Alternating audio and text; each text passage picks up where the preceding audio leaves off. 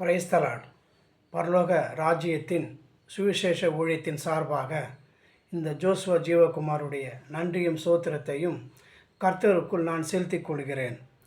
கர்த்தருக்குரியவர்களே, நாம் தொடர்ந்து இந்த வெளிப்படுத்தும் விசேஷம் 14ஆம் அதிகாரம் 14ஆம் வசனத்திலிருந்து நாம் தொடர்ந்து வாசிக்கும் பொழுது,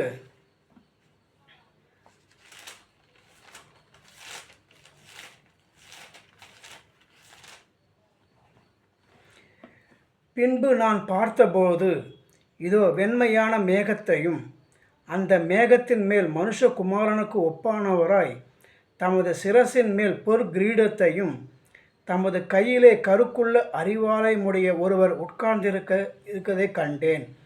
அப்போது வேறொரு தூதன் தேவாலயத்திலிருந்து புறப்பட்டு மேகத்தின் மேல் உட்கார்ந்திருக்கிறவரை நோக்கி, பூமியின் பயிர் முதிர்ந்தது, அறுக்கதற்கு காலம் வந்தது, ஆகையால் உம்முடைய அரிவாளை நீட்டி அறுத்துவிடும் என்று மிகுந்த சத்தமிட்டு சொன்னான்.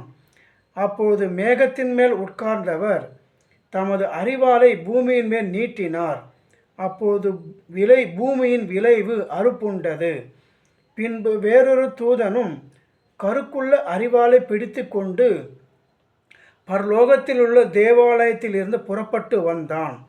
அக்கினியின் மேல் அதிகாரமுள்ள வேறொரு தூதனும் பலிபீடத்தில் இருந்து புறப்பட்டு வந்து கருக்குள்ள அரிவாளை பிடித்திருக்கிறவனை நோக்கி, பூமியின் திராட்சை பழங்கள் பழுத்திருக்கிறது, கருக்குள்ள உமது அரிவாளை நீட்டி அதன் குலைகளை அறுத்துவிடும் என்று மிகுந்த சத்தத்தோடு சொன்னான்.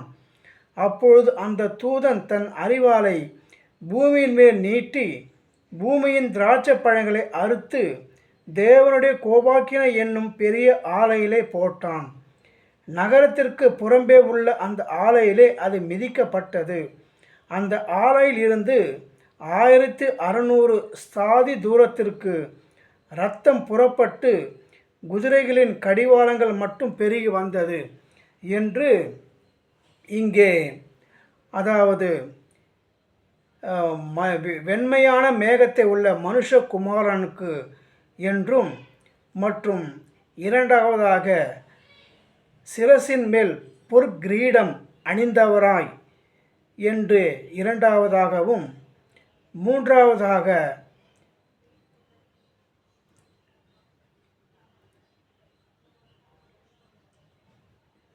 இந்த பூமியினுடைய தேவாலயத்தில் அடிப்படையை கொண்டு பரலோகத்தில் உள்ள தேவாலயத்தினுடைய காரியமானது நிகழ்வானது காணப்படுகின்றது என்பது குறித்தும், மற்றும் இந்த கோபாக்கினை என்னும் திராட்சை பழங்கள் குலைகள் அதனுடைய கிரைகளை குறித்தும், மற்றும் அந்த குதிரைகளுடைய இரத்தம் புறப்படும் அந்த கிரைகளை குறித்தும், இவ்வாறாக இந்த காரியமானது இயேசு கிறிஸ்துவானவர் மூலமாக, அதாவது 7 சிங்காசனுடைய அந்த காலங்களுடைய கிரியைகளின் தொடர்பிலே இவை சொல்லப்படும் வண்ணமாக இந்த கிரியைகள் காணப்படுகின்றது. 1 பேதுரு 2ஆம் அதிகாரம் 21ஆம் வசனம் நாம் வாசிக்கும் பொழுது, இதற்காக நீங்கள் அழைக்கப்பட்டும் இருக்கிறீர்கள், ஏனெனில் கிறிஸ்துவும் உங்களுக்காக பாடுபட்டு நீங்கள் தம்முடைய அடிச்சுவடுகளை தொடர்ந்து வரும்படி உங்களுக்கு மாதிரியை பின் வைத்து போனார் என்று சொல்லப்படுகின்றது. இங்கே வெளிப்படுத்தும் விசேஷம் 14ஆம் அதிகாரத்தில் நாம் வாசித்த இந்த கிரிகளானது அது இயேசு கிறிஸ்துவானுடைய ஊழியத்திலே நமக்கு மாதிரியை பின்வைத்து போன அந்த நிகழ்வாக காணப்படுகின்றது. அதை தொடர்ந்து இந்த 7 இயேசு கிறிஸ்துவானுடைய சிங்காசனம் முதல் தொடர்ந்து 7 சிங்காசனத்தினுடைய முடிவிலே இந்த கிரியைகளானது தொடர்ந்து நடைபெறும் வண்ணமாக காணப்படுகின்றது. நாம் முந்தைய பகுதியிலே அந்த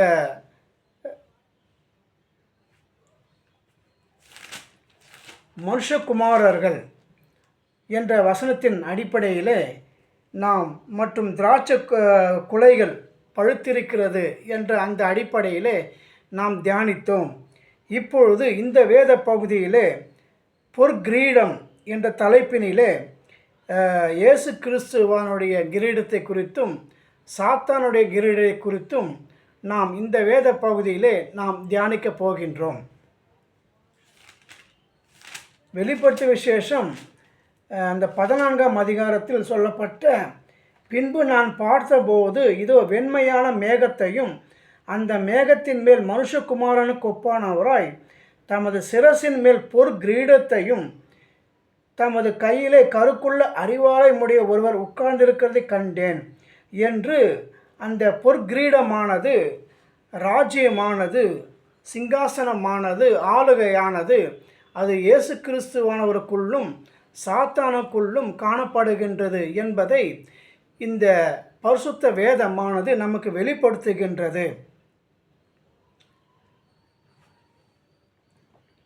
அதாவது இயேசு கிறிஸ்துவானவருக்குள்ள அந்த கிரீடமானது வெளிப்படுத்தின விசேஷம் 3ஆம் அதிகாரம் 21ஆம் வசனம் நாம் வாசிக்கும் பொழுது, நான் ஜெயம் கொண்டு என் பிதாவுடைய சிங்காசனத்திலே அவரோடு கூட உட்கார்ந்தது போல ஜெயம் கொள்ளுகிறவன் எவனோ அவனும் என்னுடைய சிங்காசனத்தில் என்னோடு கூட உட்காரும்படிக்கு அருள் செய்வேன் என்று இயேசு கிறிஸ்துவானவர் ஜெயம் கொண்டு பிதாவுடைய சிங்காசனத்திலே அமரும்படியாக பிதாவுடைய சித்தமும் இயேசு கிறிஸ்துவானுடைய கிரீடமும் அவ்வாறாக காணப்படுகின்றது என்பதை வேதமானது நமக்கு வெளிப்படுத்துகின்றது. ஏசாயா 14ஆம் அதிகாரம் 12ஆம் வசனத்திலிருந்து நாம் வாசிக்கும் பொழுது,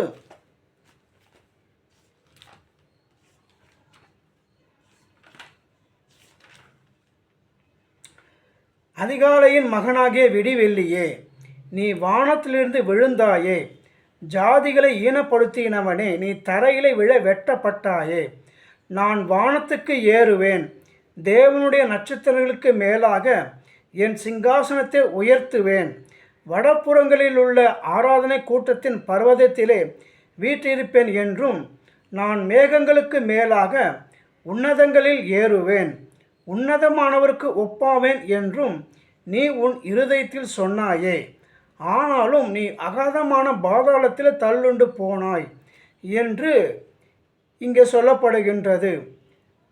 உன்னதமானவருக்கு ஒப்பாவேன் என்றும் நீ உன் இருதயத்தில் சொன்னாயே என்று அந்த சாத்தானுடைய வாஞ்சையானது, கிரிகளானது பிதாவாகிய தேவனுடைய உன்னதமான அந்த தேவனுக்கு ஒப்பாக ஆக வேண்டும் என்று அவனுடைய காரியமானது காணப்பட்டதினால், அவனுடைய செயல்பாடுகள் அவ்வாறாக இருதய சிந்தனைகள் காணப்பட்டதினால் அவன் பரலோகத்திலிருந்து தள்ளப்பட்டவனாக காணப்படுகின்றான். இதற்கு ஒப்பாகத்தான் கர்த்தரானவர், பிதாவாகிய தேவனானவர் தம்முடைய குமாரனுக்கு இயேசு கிறிஸ்துவானவருக்கு அந்த உன்னதமானவருக்கு ஒப்பாக அந்த கிரீடத்தை அவர் இந்த உலகத்திலே ஜெயம் பெற்று பெற வேண்டும் என்பதே இதனுடைய நோக்கமாய் காணப்படுகின்றது என்பதை உலகத் தோற்றத்திற்கு முன்பாக அந்த நடந்த நிகழ்வானது நமக்கு மறைப்பொருளாக வெளிப்படுத்தும் வண்ணமாக கர்த்தராக இயேசு கிறிஸ்துவனுடைய கிரியைகளானது இந்த உலகத்திலே காணப்படுகின்றது. அவர் இயேசு கிறிஸ்துவானவர் இந்த உலகத்திலே ஊழியம் செய்யும்பொழுது பிதாவுக்கு அடுத்த நிலையிலே, பிதாவுக்கு சமமான நிலையிலே அவர் தன்னை நிலைநிறுத்தும்படியாக அவருடைய ராஜ்யத்தினுடைய சுவிசேஷமானது காணப்படுகின்றது. லூக்கா 2ஆம் அதிகாரம் 48, 49 நாம் வாசிக்கும் பொழுது,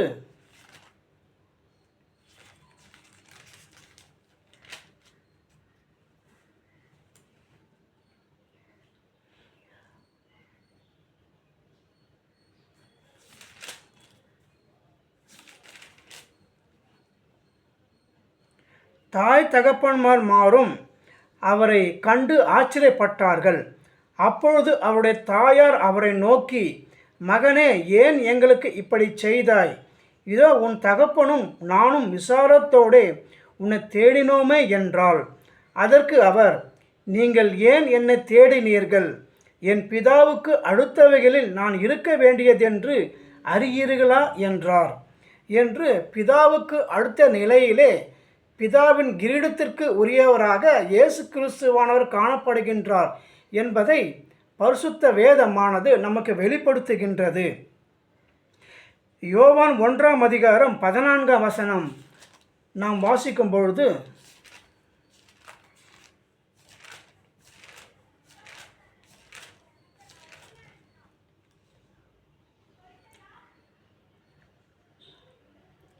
அந்த வார்த்தை மாம்சமாகி கிருபையினாலும் சத்தியத்தினாலும் நிறைந்தவராய் நமக்குள்ளே வாசம் பண்ணினார். அவருடைய மகிமையை கண்டோம். அது பிதாவுக்கு ஒரே பேரானவருடைய மகிமைக்கு ஏற்ற மகிமையாகவே இருந்தது என்று, அந்த பிதாவினுடைய மகிமைக்கு ஏற்ற அவருடைய மகிமையாகவே இயேசு கிறிஸ்துவானவருடைய கிரீடம் காணப்பட்டது என்று வேதமானது நமக்கு வெளிப்படுத்துகின்றது. இயேசு கிறிஸ்துவானவர் ராஜ்யத்தை குறித்து சொல்லும் பொழுது யோவான் 18ஆம் அதிகாரம் 36ஆம் வசனமும் 37ஆம் வசனத்தில் இயேசு கிறிஸ்துவானவர் வெளிப்படுத்தும் பொழுது, என் ராஜ்யம் இவ்வுலகத்திற்கு உரியதல்ல, அது பரலோக ராஜ்யத்திற்கு உரியது என்று அவர் அந்த சிலுவை மரணத்திற்கு முன்பாக அவர் அந்த வார்த்தையை வெளிப்படுத்துகின்றார். லூக்கா 4ஆம் அதிகாரம் 5ஆம் வசனத்தில் இருந்து அந்த பிசாசு ஆனவன் இயேசு கிறிஸ்துவானவரை சோதிக்கும் பொழுது, பிசாசு உலகத்தின் சகல ராஜ்யங்களையும் காட்டி இது எனக்கு ஒப்புக்கொடுக்கப்பட்டு இருக்கிறது என்று இந்த உலகத்தின் ராஜ்யத்தை குறித்து அவன் வெளிப்படுத்துகின்றான். ஆகவே இயேசு கிறிஸ்துவானவர் இந்த உலகத்தினுடைய கிரிகளை மையமாக கொண்டு பரலோக ராஜ்யத்தினுடைய அந்த ராஜ்யங்களுடைய அந்த மகிமையை, அந்த தன்மையை, அந்த பலனை நாம் பெறும்படியாக அவருடைய கிரியைகளானது காணப்படுகின்றது. ஆனால் பிசாசுனுடைய ராஜ்யமானது இந்த உலகத்திற்கு உரியதாக காணப்படுகின்றது என்பதை பரிசுத்தமான வேதமானது நமக்கு வரையறுத்து கொடுக்கப்பட்டதாக காணப்படுகின்றது. யோவான் 3ஆம் அதிகாரம் 35-36 நாம் வாசிக்கும் பொழுது,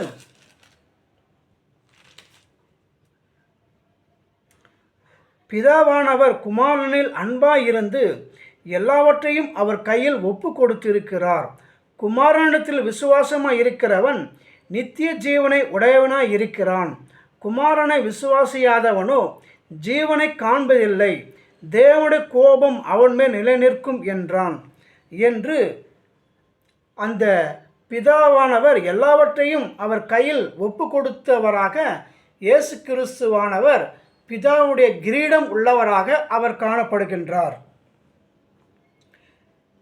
மத்தேயு 9ஆம் அதிகாரம் 35ஆம் வசனத்தில் நாம் வாசிக்கும் பொழுது, இயேசு கிறிஸ்துவானவர் இந்த உலகத்திலே வந்து அவர் ராஜ்யத்தின் சுவிசேஷத்தை பிரசங்கித்தவராக அவர் காணப்படுகின்றார். பின்பு இயேசு சகல பட்டணங்களையும் கிராமங்களையும் சுற்றி நடந்து ஜெப ஆலயங்களில் உபதேசித்து ராஜ்யத்தின் சுவிசேஷத்தை பிரசங்கித்து ஜனங்களுக்கு உண்டாயிருந்த சகல வியாதிகளையும் சகல நோய்களையும் நீக்கி அவர்களை சொஸ்தமாக்கினார் என்று, அந்த கிரீடம், ராஜ்யத்தினுடைய கிரீடமானது இயேசு கிறிஸ்துவானவருக்குள் காணப்பட்டதாக அது இருக்கின்றது என்பதை நாம் வேதத்திலே நாம் வாசிக்கின்றோம். லூக்கா 22ஆம் அதிகாரம் 29ஆம் வசனத்தில் நாம் வாசிக்கும் பொழுது,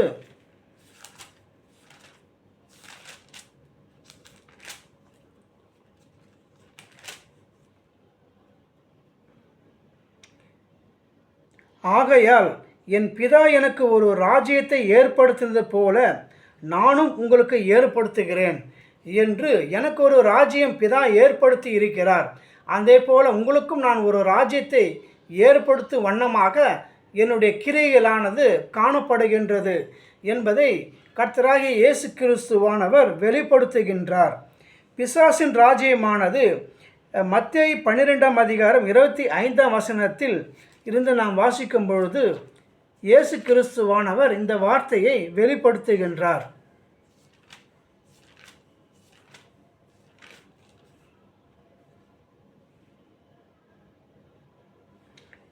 இயேசு அவர் சிந்தனைகளை அறிந்து அவர்களை நோக்கி, தனக்குத்தானே விரோதமாய் பிரிந்திருக்கிற எந்த ராஜ்யமும் பாழாய்ப்போம், தனக்குத்தானே விரோதமாய் பிரிந்திருக்கிற எந்த பட்டணமும் எந்த வீடும் நிலை நிற்க மாட்டாது, சாத்தானை சாத்தான் துரத்தினால் தனக்கு விரோதமாக தானே பிரிவினை செய்கிறதா இருக்குமே.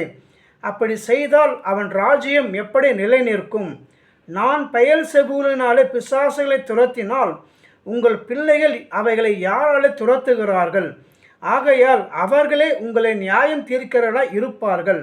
நான் தேவனுடைய ஆவியினாலே பிசாசுகளை துரத்துகிறபடியால் தேவனுடைய ராஜ்யம் உங்களிடத்தில் வந்திருக்கிறதே என்று அந்த தேவனுடைய ராஜ்யத்தினை குறித்து, அந்த தேவனுக்குள்ளான கிரீடத்தை குறித்து இயேசு கிறிஸ்துவானவர் வெளிப்படுத்தி பிசாசனுடைய ராஜ்யத்தை குறித்தும் அவருடைய கிரீடத்தை குறித்தும் அங்கே வெளிப்படுத்துகின்றார்.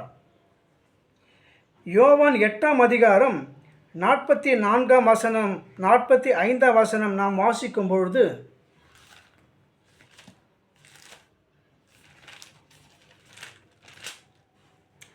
நீங்கள் உங்கள் பிதாவாகிய பிசாசானவனால் உண்டானவர்கள், உங்கள் பிதாவுடைய இச்சைகளின்படி செய்ய மனதாய் இருக்கிறீர்கள். அவன் ஆதி முதற்கொண்டு மனுஷ கொலைபாதகனாய் இருக்கிறான். சத்தியம் அவனிடத்தில் இல்லாதபடியால் அவன் சத்தியத்திலே நிலை நிற்கவில்லை. அவன் பொய்யனும் பொய்க்கு பிதாவாய் இருக்கிறபடியால் அவன் பொய் பேசும்போது தன் சொந்தத்தில் எடுத்து பேசுகிறான். நான் உங்களுக்கு சத்தியத்தை சொல்லுகிறபடியினாலே நீங்கள் என்னை விசுவாசிக்கிறதில்லை என்று அந்த பிதாவினுடைய கிரீடம் அணிந்த இயேசு கிறிஸ்துவானவர் சத்தியத்தை போதிக்க வண்ணமாக அவருடைய கிரியைகளானது காணப்படுகின்றது. ஆனால் சாத்தானானவன் அவன் அந்த பொய்யை மனுஷ கொலைபாதகனாய் சத்தியத்தை பேசாதபடி சத்தியத்தை புரட்டுகிறவனாய் அவன் இந்த உலகத்தில் உள்ள மனுஷர்களுக்கு அந்த கொலைபாதகம் செய்யும் காரியத்தின் கிரிகளான பிதாவுக்கு சமமானவனாக அவன் காணப்படுகின்றான்.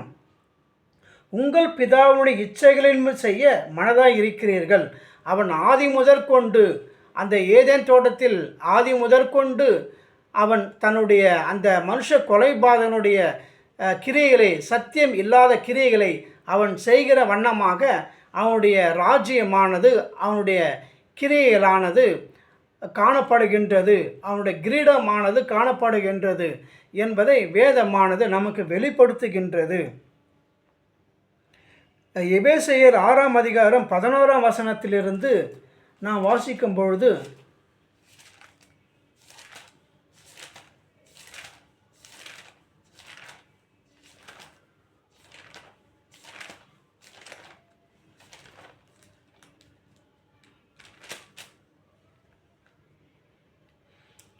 நீங்கள் பிசாசின் தந்திரங்களோடு எதிர்த்து நிற்க திராணி உள்ளவர்களாகும்படி தேவனுடைய சர்வாயுத வர்க்கத்தை தரித்து கொள்ளுங்கள்.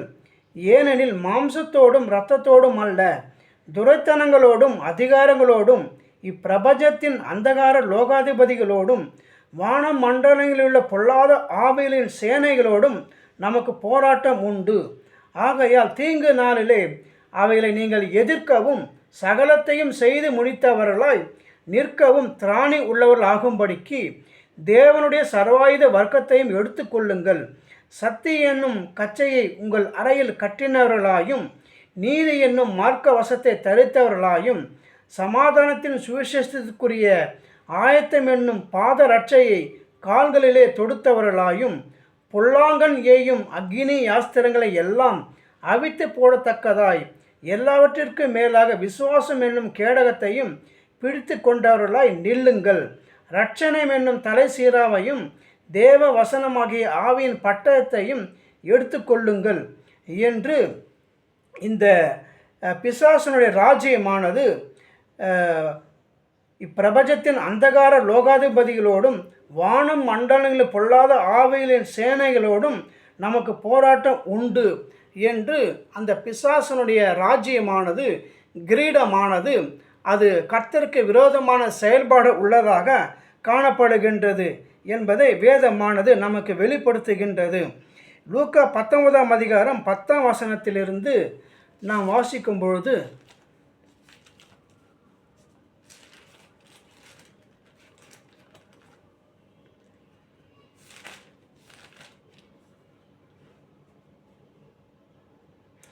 இழந்து போனதை தேடவும் ரட்சிக்கவுமே மனுஷகுமாரன் வந்திருக்கிறார் என்றார். அவர்கள் இவளை கேட்டு கொண்டு இருக்கையில் அவர் எருசலேமுக்கு சமீபத்தில் இருந்தபடியினாலும் தேவனுடைய ராஜ்யம் சீக்கிரமாய் வெளிப்படும் என்று அவர்கள் நினைத்தபடியினாலும் அவர் ஒரு ஓமையை சொன்னார். பிரபுவாகிய ஒருவன் ஒரு ராஜ்யத்தை பெற்றுக்கொண்டு திரும்பி வரும்படி தூர தேசத்துக்கு போக புறப்பட்டான்.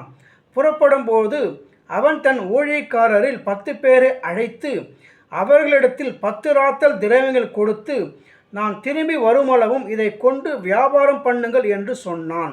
அவனுடைய ஊரார் அவனை பகைத்து, இவன் எங்கள் மேல் ராஜாவாய் இருக்கிறது எங்களுக்கு மனதில்லை என்று சொல்லும்படி அவன் பின்னே ஸ்தானாபதிகளை அனுப்பினார்கள். அவன் ராஜ்யத்தை பெற்றுக்கொண்டு திரும்பி வந்தபோது தன்னிடத்தில் திரயம் வாங்கியிருந்த அந்த ஊழியக்காரரில் அவனவன் வியாபாரம் பண்ணின சம்பாதித்தது இவ்வளவென்று அறியும்படி அவர்களை தன்னிடத்தில் அழைத்து வர சொன்னான். 26-27.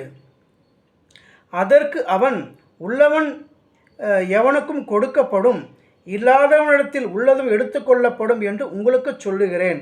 அன்றியும் தங்கள் மேல் நான் ராஜாவாகிறதற்கு மனது இருந்தவர்களாகிய என்னுடைய சத்துருக்களை இங்கே கொண்டு வந்து எனக்கு முன்பாக வெட்டி போடுங்கள் என்று சொன்னான் என்றார்.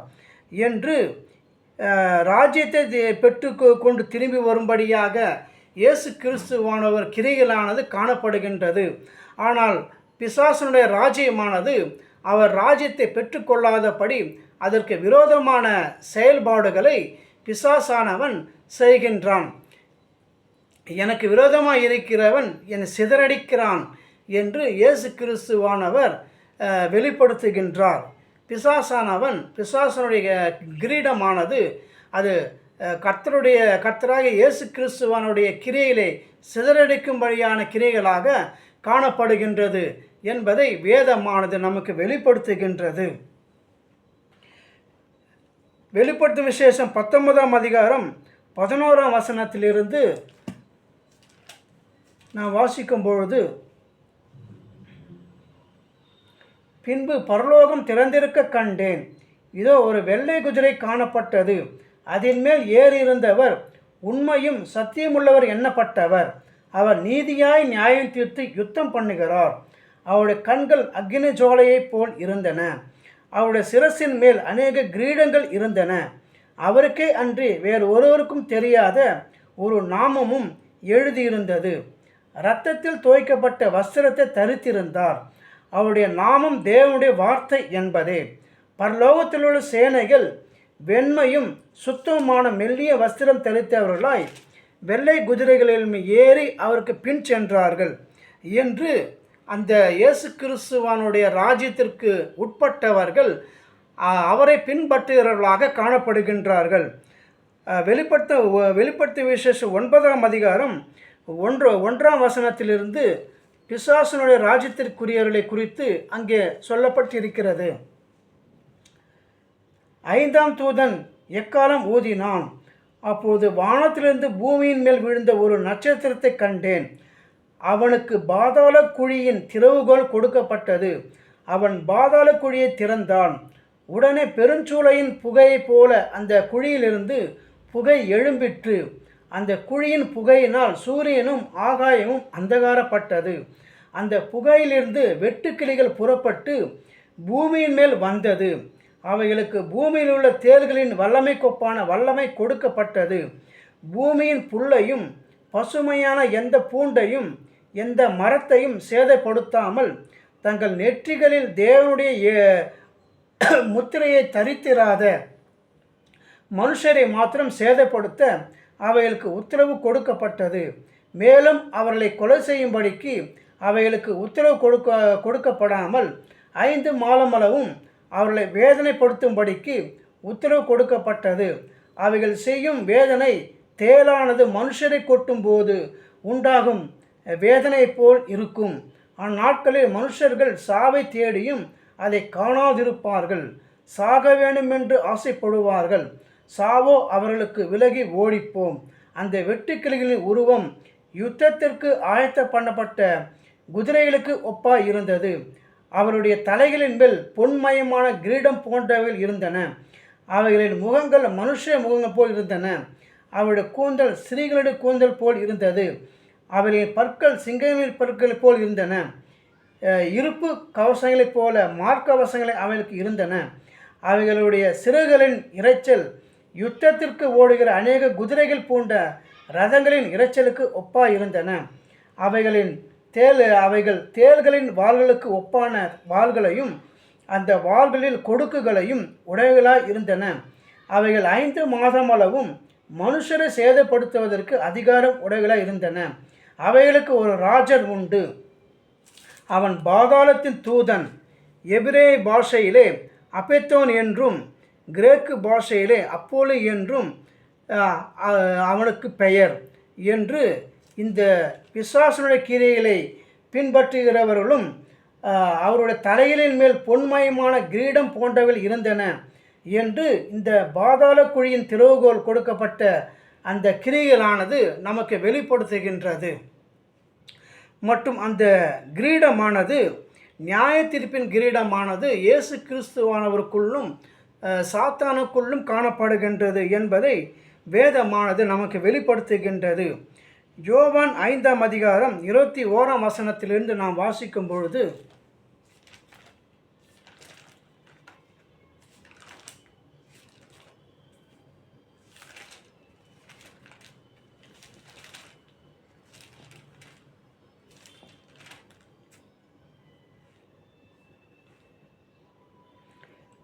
பிதாவானவர் மரித்தோரை எழுப்பி உயிர்ப்பிக்கிறது போல குமாரனும் தமக்கு சித்தமானவர்களை உயிர்ப்பிக்கிறார். அன்றியும் பிதாவை கனம் பண்ணுகிறது போல எல்லாரும் குமாரனையும் கனம் பண்ணும்படிக்கு பிதாவானவர் தாமே ஒருவருக்கும் நியாய தீர்ப்பு செய்யாமல் நியாய தீர்ப்பு செய்யும் அதிகாரம் முழுவதையும் குமாரனுக்கு ஒப்பு கொடுத்திருக்கிறார். குமாரனை கனம் பண்ணாதவன் அவரை அனுப்பின பிதாவையும் கனம் பண்ணாதவனாய் இருக்கிறான். என் வசனத்தை கேட்டு என்னை அனுப்பினவரை விசுவாசிக்கிறவனுக்கு நித்திய ஜீவன் உண்டு.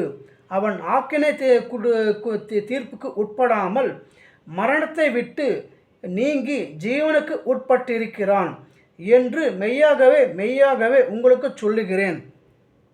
மரித்தோர் தேவகுமாரனுடைய சத்தத்தை கேட்கும் காலம் வரும், அது இப்பொழுதே வந்திருக்கிறது.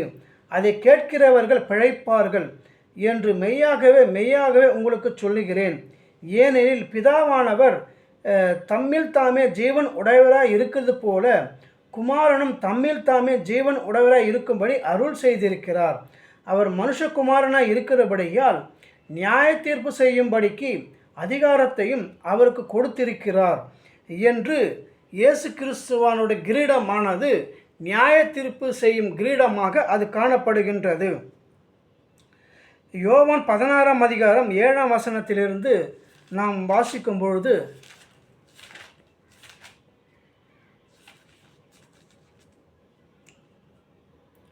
நான் உங்களுக்கு உண்மையை சொல்லுகிறேன், நான் போகிறது உங்களுக்கு பிரயோஜனமாய் இருக்கும். நான் போகாதிருந்தால் தேற்றரவாளன் உங்களிடத்தில் வரார். நான் போவேனே ஆகில் அவரை உங்களிடத்திற்கு அனுப்புவேன்.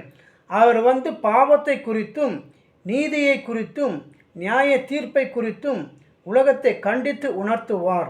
அவர்கள் என்னை விசுவாசியாதபடியினாலே பாவத்தை குறித்தும் நீங்கள் இனி என்னை காணாதபடிக்கு நான் என் பிதாவிடத்திற்கு போகிறபடியினாலே நீதியை குறித்தும் இந்த உலகத்தின் அதிபதி நியாய தீர்க்கப்பட்டதினாலே நியாய தீர்ப்பை குறித்தும் கண்டித்து உணர்த்துவார் என்று பரிசுத்த ஆவியானவர் அந்த பாவத்தை குறித்தும் நீதியை குறித்தும் நியாய தீர்ப்பை குறித்தும் இயேசு கிறிஸ்துவானவர் மூலமாக அந்த அதிகாரம் கிரீடம் காணப்பட்டது போல அந்த பிசாசை பின்பற்றுகிறவர்களும் இந்த நியாய தீர்ப்புக்கு உள்ளானவர்களாக பிசாசிற்கு அந்த கிரீடம் கொடுக்கப்பட்டதாக காணப்படுகின்றது என்பதை வேதமானது நமக்கு வெளிப்படுத்துகின்றது. இந்த உலகத்தின் அதிபதி நியாயம் தீர்க்கப்பட்டதினாலே நியாய தீர்ப்பை குறித்தும் கண்டித்து உணர்த்துவார் என்று வேதமானது நமக்கு வெளிப்படுத்துகின்றது. லூக்கா 11ஆம் அதிகாரம் 11ஆம் வசனத்தில் இருந்து நாம் வாசிக்கும் பொழுது,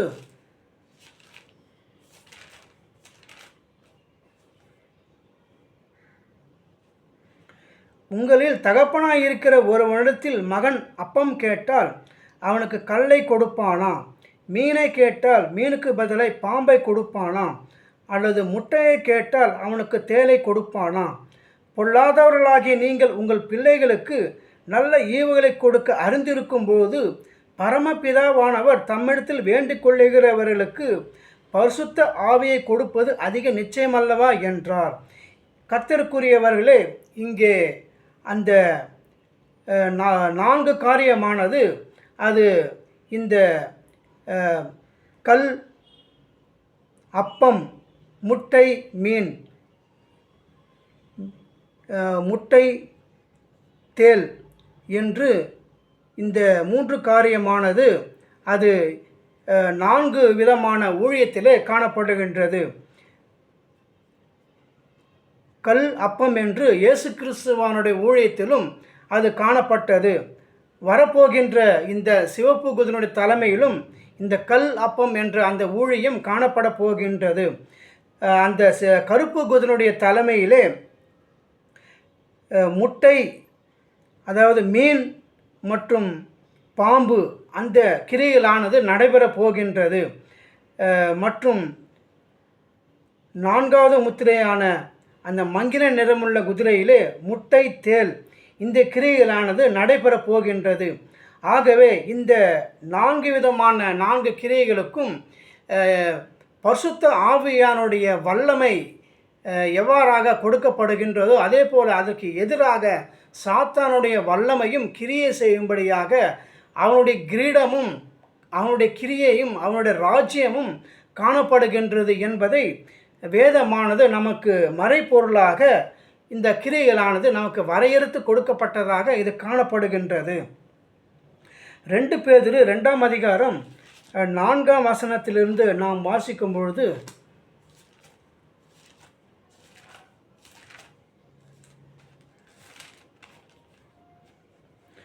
பாவம் செய்த தூதர்களை தேவன் தப்ப விடாமல் அந்தகார சங்கிலியினாலே கட்டி நரகத்திலே தள்ளி நியாய தீர்ப்புக்கு வைக்கப்பட்டவர்களாய் ஒப்பு கொடுத்து பூர்வ உலகத்தையும் தப்ப விடாமல் நீதியை பிரசங்கித்தவனாகிய நோவா முதலான 8 பேரை காப்பாற்றி அவபக்தி உள்ளவர்கள் நிறைந்த உலகத்தில் ஜலப்பிரளயத்தை வரப்பண்ணி சோதோம் குமோரோ என்னும் பட்டணங்களையும் சாம்பலாக்கி கவிழ்த்து போட்டு ஆக்கினைக்குள்ளாக தீர்த்து பிற்காலத்திலே அவபக்தியை நடப்பவர்களுக்கு அவரை திருஷ்டாந்தமாக வைத்து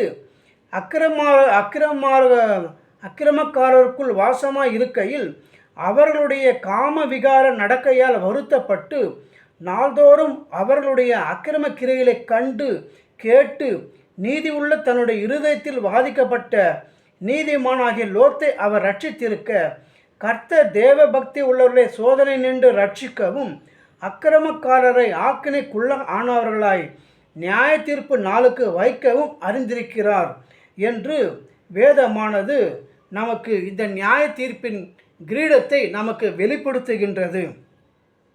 1 பேதுரு 3ஆம் அதிகாரம் 18ஆம் வசனத்திலிருந்து நாம் வாசிக்கும் பொழுது,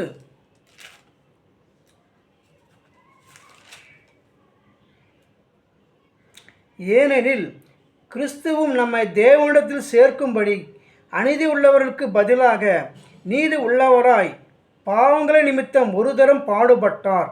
அவர் மாம்சத்திலே கொலை உண்டு ஆவியிலே உயிர்ப்பிக்கப்பட்டார். அந்த ஆவியிலே அவர் போய் காவலில் உள்ள ஆவிகளுக்கு பிரசங்கித்தார். அந்த ஆவிகள் பூர்வத்திலே நோவா பேழையை ஆயத்த பண்ணும் நாட்களிலே தேவன் நீடிய பொறுமையோடு காத்திருந்த போது கீழ்ப்படியாமற் போனவைகள். அந்த பேழையிலே சிலராக 8 பேர் மாத்திரம் பிரவேசித்து ஜலத்தினாலே காக்கப்பட்டார்கள். அதற்கு ஒப்பனையான ஞானஸ்நானமானது மாம்ச அழுக்கை நீக்குதலாய் இராமல் தேவனை பற்றும் நல் மனசாட்சியின் உடன்படிக்கையாய் இருந்து இப்பொழுது நம்மை இயேசு கிறிஸ்துவனுடைய உயிர்த்தெழுதினால் ரட்சிக்கிறது. அவர் பரலோகத்திற்கு போய் தேவனுடைய வலது பார்சத்தில் இருக்கிறார். தேவ தூதர்களும் அதிகாரங்களும் வல்லமைகளும் அவருக்கு கீழ்ப்பட்டிருக்கிறது என்று இந்த நியாய தீர்ப்பின் அதிகாரமானது அது அந்த நோவானுடைய காலத்தில் அந்த ஆவியிலே போய் காவலுள்ள ஆவிகளுக்கு பிரசங்கம் பண்ணும்படியாக அப்பொழுதே இயேசு கிறிஸ்துவானுடைய நியாய தீர்ப்பின் கிரீடமானதும் பிசாசினுடைய கிரீடமானதும் அப்பொழுதே நியமிக்கப்பட்டதாக காணப்படுகின்றது. இவ்வாறாக இந்த பொற்கிரீடமானது இயேசு கிறிஸ்துவனுடைய ராஜ்யமானது, சிங்காசனமானது, இது இயேசு கிறிஸ்துவானவருக்குள்ளும் சாத்தானுக்குள்ளும் எவ்வாறாக இந்த ஆளுமை கிரீடம் காணப்படுகின்றது என்பதை நாம் இந்த வேத பகுதியிலே நாம் தியானித்தோம். இதை தொடர்ந்து கிரீடம் என்ற தலைப்பினிலே, அடுத்த வேத தலைப்பினிலே வலது இடது பாரிசம் என்ற தலைப்பினிலே வலது பார்சத்தில் காணப்படுகின்ற இயேசு கிறிஸ்துவானுடைய கிரீடத்தை குறித்தும் இடது பார்சத்தில் காணப்படுகின்ற பிசாசுன கிரீடத்தை குறித்தும் நாம் தொடர்ந்து தியானிக்கலாம். கர்த்தர் இந்த வார்த்தைகளை 30, 60, 100 ஆசீர்வதிப்பாராக. கர்த்தர் நாம் மகிமைப்படுவதாக. ஆமென். அல்லேலூயா.